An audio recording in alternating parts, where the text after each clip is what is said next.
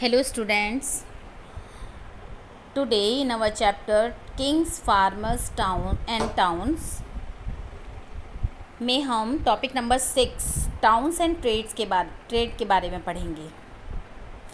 इससे पहले लेक्चर में हमने रूरल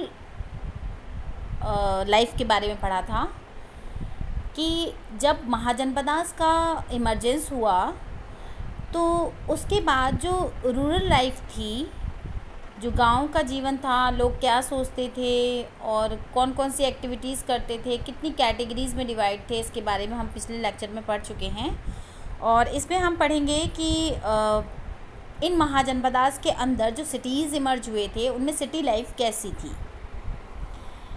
सो आइए स्टार्ट करते हैं। हमारा फर्स्ट टॉपिक है 6.1 new cities. Let us retrace our step back to the urban centers that emerged in several parts of the continent from 6th century BCE. As we have seen, many of these were the capital of Mahajanpadas. We have already read about the 16 Mahajanpadas and their capital. Virtually all the major towns were located along routes of communication, but some such as Patliputra were on riverine routes. ये गंगा नदी के किनारे स्थित था। और other such as Ujjaini जो कि मध्य प्रदेश में है, वर अलॉन्ग लैंड रूट्स, ये लैंड रूट्स पर स्थित था, जहाँ से जो सामान था, जो कम्युनिटीज़ थी, वो एक एरिया से दूसरे एरिया जाती थी। Yet other such as Puhar जो कि जो आपका मद्रास वाला जो हिस्सा है were near the coastal areas पर था, सी कोस्ट पर था, from where the sea routes begin. Many cities like Mathura was bustling center of commercial, cultural and political activity, और जिनमें मथुरा किसी समय में कनिष्क के शासनकाल के समय में मथुरा गंधार मूर्ति कला का एक इम्पॉर्टेंट सेंटर था। और इस टाइम पीरियड में 6th century BCE to 6th century CE के पीरियड में वो एक इकोनॉमिक और कमर्शियल एक्टिविटीज़ का भी सेंटर रहा था। Urban population, elites and craftsman. अब हमने इन महाजनपदास और उनकी इम्पॉर्टेंट जो मेजर सेंटर्स थे, इनमें सिटी में लोग कैसे रहते थे, उनका विवरण हमको कहाँ से मिलता है, उनका डिस्क्रिप्शन, इसके बारे में हम जानेंगे। As we have seen that kings and ruling elites lived in fortified cities. हमने पढ़ा कि महाजनपदास में हर महाजनपदा जो है उसकी कैपिटल फोर्टिफाइड की जाती थी, जिसमें रूलिंग एलाइट्स रहती थी, किंग रहती थी, उसकी फैमिली रहती थी, उसके एरिस्टोक्रेट्स रहते थे। Although it is difficult to conduct extensive excavation at most site because people living in this areas even today. आज इनमें से कई जगह हमें ऐसी एक्सकेवेशन करना मुश्किल होता है, but a wide range of artefacts has been recovered from them.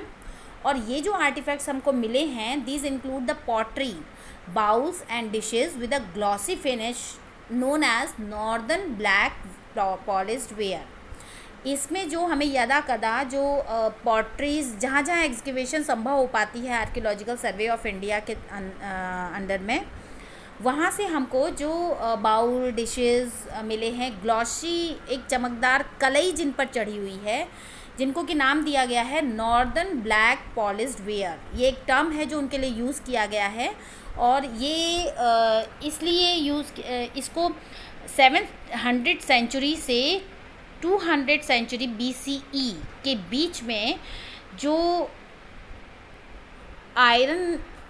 Urban iron age Indian culture था, उसको जब आयरन इस्तेमाल होना स्टार्ट हो गया था, तो उस दौरान बनने वाली जो पॉटरी है उसको एक विशेष नाम से एक कल्चर के अंदर रखा गया है, जिसको कहा गया है northern black polished ware, probably use by rich people and ornament, tools, weapons, vessels, figurines, many of wide range of materials. बहुत सारी चीज़ें अदर भी मिली हैं इन बाउल्स, डिशेस, पॉटरी के अलावा, जिसमें टूल्स भी हैं, वेपन्स भी हैं, ऑर्नामेंट्स भी हैं, विजल्स भी हैं, फिगराइंस भी हैं, मूर्तियाँ भी हैं। और ये अलग अलग मटेरियल की भी बनी हुई हैं, कुछ गोल्ड की हैं, सिल्वर की हैं, copper, bronze, ivory glasses and shell and terracotta, अलग अलग उसकी मिली हुई हैं। यहाँ पर देखिए आपको एक इमेज दिखाई जा रही है, a gift of an image, and this is the part of an image from Mathura. On the pedestal is a Prakrit inscription और मेंशनिंग, ये आपको ये एक एविडेंस है, ये बता रहा है कि एक कॉमन व्यक्ति के द्वारा, ये किसी राजा के द्वारा नहीं बल्कि एक कॉमन व्यक्ति के द्वारा जो कि एक गोल्ड स्मिथ था, उसकी वाइफ ने इस इंस्क्रिप्शन को बनाया था और इस इंस्क्रिप्शन को एक श्राइन में इस्टेब्लिश किया था जिसका नाम था नागापिया, और उस गोल्ड स्मिथ का नाम था धर्माका। यहाँ पर देखिए एक मैप है जिसमें आप इम्पॉर्टेंट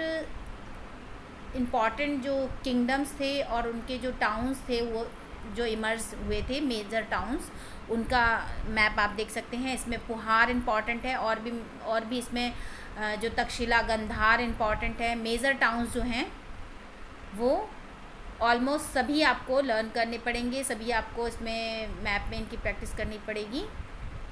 उज्जैनी बहुत फेमस रहा है, मथुरा बहुत फेमस रहा है, और पुहार बहुत फेमस रहा है। इसको मैं आगे भी आपको बताऊंगी कि कौन कौन से इसमें ज़्यादा इम्पॉर्टेंट है। By the 2nd century BC we find short votive inscriptions in a number of cities. शहरों से मिले हुए 2nd सेंचुरी के ये जो वोटिव इंस्क्रिप्शन है, वोटिव मतलब दान, जिन्होंने दान दिया उन्होंने अपने इंस्क्रिप्शन लिखवाए कि हमने, जनरली जो वोटिव इंस्क्रिप्शन है वो हमको रिलीजियस इंस्टीट्यूशन के लिए दिए गए दान का डिस्क्रिप्शन देते हैं, और साथ ही साथ वो डोनर और रिसीवर दोनों का पता देते हैं। इवन डोनर के वो ऑक्यूपेशन के बारे में भी हमको बताते हैं। These mention the name of the donor and sometimes specify his or her occupation as well. They tell us about the people who lived in towns, washing folk, weavers, scribes and carpenters, potters, goldsmith, blacksmith, official, religious teachers, merchants and kings। ये सभी religious institution को दान दिया करते थे, और इनका दिए हुए दान को उस रिलीजियस इंस्टीट्यूशन ने, जैसे आज हम देखते हैं कि किसी ने अगर कोई लैंड दान की होती है मंदिर के लिए, तो उस मंदिर के प्रांगण में अगर कोई विशेष वस्तु दान की होती है तो उसका डिस्क्रिप्शन हमको उसकी वॉल पर लिखा हुआ जनरली मिल जाता है। तो इसी तरीके से इनके जो इनके द्वारा जो दान दिया जाता था उनसे जुड़े हुए भी इंस्क्रिप्शन हमको इस सेंचुरी के 2nd century BC के दौरान मिलते हैं।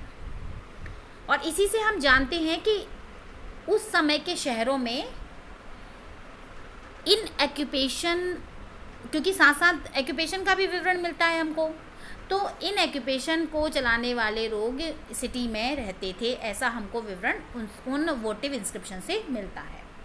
समटाइम्स गिल्ड और श्रेणीज और guilds mean to say group of merchant, organisation of craft product producers and merchants are mention and as well.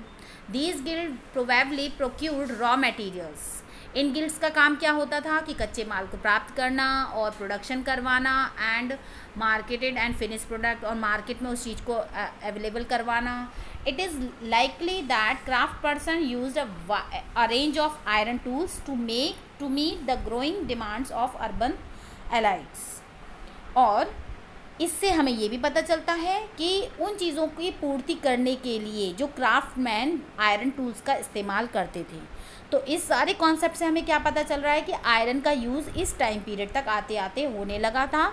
और सिटीज़ की इमरजेंस के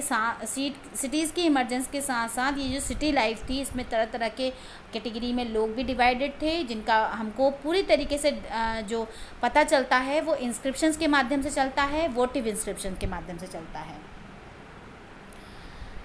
यहाँ पे देखिए the Malabar coast, present day जो केरला है, हेयर यहाँ पर एक आपको एस्ट्रैक्ट दिया हुआ है। ये पेरिपल्स समुद्री यात्राओं का वर्णन है, एक ग्रंथ है, Periplus of Erythraean sea. Erythraean क्या कहा गया है, रेड सी को, और ये एक ग्रीक सेलर ने इसको कंपोज किया था।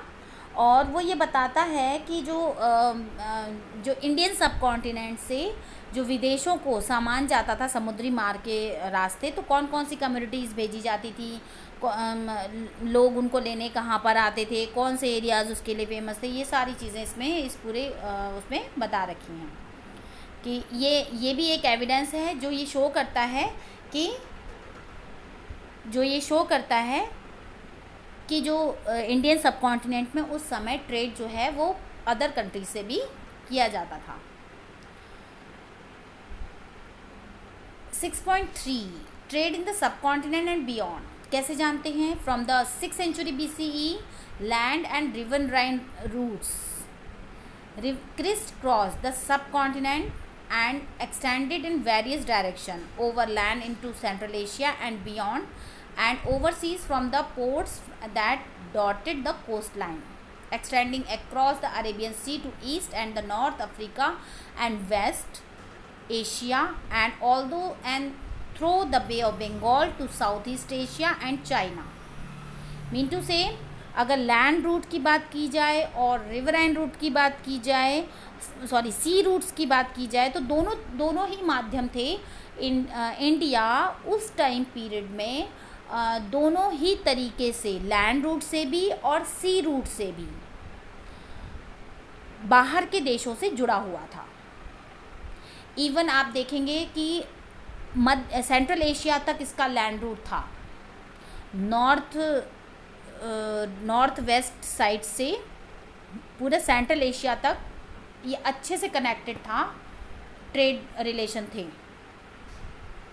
ऐसे ही अगर सी रूट्स की बात की जाए तो ये सी रूट्स पर जो पोर्ट्स के ज़रिए ये अफ्रीका, वेस्ट एशिया और साउथ ईस्ट एशिया और चाइना, इन सब से कनेक्टेड था। Rulers often attempted to control these routes, possibly by offering protection for a price, क्योंकि जिस भी राजा के अंडर में जो रूट आता था उसके कंट्रोल में, उस रूट से बाहर जाने वाले सामान पर उसका नियंत्रण होता था। और अगर कोई व्यापारी अपने सामान को उस रूट से बाहर भेजना चाहता था तो उसको पहले प्रोटेक्शन टैक्स देना पड़ता था राजा को। इस तरीके से राजाओं की इनकम भी होती थी। Those who traversed these routes included peddlers who probably travelled on foot and merchants who travelled with caravans of bullock carts and pack animals. Also these were seafarers whose ventures were risky, mean to say इसमें भी कई सारी categories भी थी। तो यहाँ पर peddlers भी थे जो लोकल एरियाज़ में अपने सामान को डिस्ट्रीब्यूट करते थे, बड़े बड़े मर्चेंट्स भी थे, और जो सी फेयरर्स भी थे जो सामान को एक जगह से दूसरे देशों में ले जाने का काम करते थे। तो हालांकि जो ट्रेड था वो हर माध्यम से होता था, इसलिए उन माध्यमों में काम करने वाले जो लोगों की कैटेगरी थी वो भी अलग अलग थी। Successful merchants designated as Masattuvan in Tamil and Setthis and Satthavahas in Prakrit. उनको तमिल लैंग्वेज में मस्तुअन कहा जाता था और प्राकृत लैंग्वेज में उनको सातवाह या शेटीज कहा जाता था। ये रिच होते थे, पावरफुल होते थे, क्योंकि इनके अंडर में पोर्ट्स वगैरह से सामान जो है वो अदर कंट्रीज़ में भेजा जाता था। A wide range of goods were carried from one place to another, salt, grain, cloth, metal ores, finish products, stone, timber, medicinal plants, to name a few. इसके अलावा भी जो प्रीशियस जेम्स थे वो यहाँ से भेजे जाते थे। Spices specially pepper were highly demand in Roman Empire में उसकी बहुत डिमांड थी। And as were textiles and medicinal plant, and these were all transported across the Arabian Sea to the Mediterranean Sea. तो इस तरीके से व्यापार फ्लरिश था जहाँ लोग कई सारी कैटेगरीज़ में डिवाइड थे। वहाँ पर हम गिल्ड्स जैसी ऑर्गेनाइजेशन के विषय में भी जानते हैं, और साथ ही साथ ये भी जानते हैं कि उस समय में तत्कालीन भारत में, कंटेम्प्रेरी इंडिया में, भारत से कौन कौन सी कम्युनिटी का एक्सपोर्ट होता था और इम्पोर्ट होता था। इम्पोर्ट कम था उस समय, एक्सपोर्ट ज़्यादा था। एक्सपोर्ट में ये सारी कम्युनिटीज़ की बाहर के रोमन एम्पायर और यूरोप में, एशिया में, इधर मध्य एशिया में, सेंट्रल एशिया में बड़ी बहुत ज़्यादा डिमांड थी। और इसके चलते, इस डिमांड के चलते भारत जो था वो एक प्रॉस्पेरिटी की अवस्था में था। रोमन एम्पायर में जो गोल्ड कॉइन्स चलते थे वो भारत में उसके ट्रेड रिलेशन होने के कारण भारत में भी उस समय गोल्ड कॉइन्स का ही प्रचलन था, क्योंकि व्यापार में ये इन दोनों में व्यापारिक कनेक्शन थे, ट्रेड रिलेशन थे। तो इसलिए उस समय जो इंडिया था वो बहुत ही प्रॉस्पेरस स्थिति में था।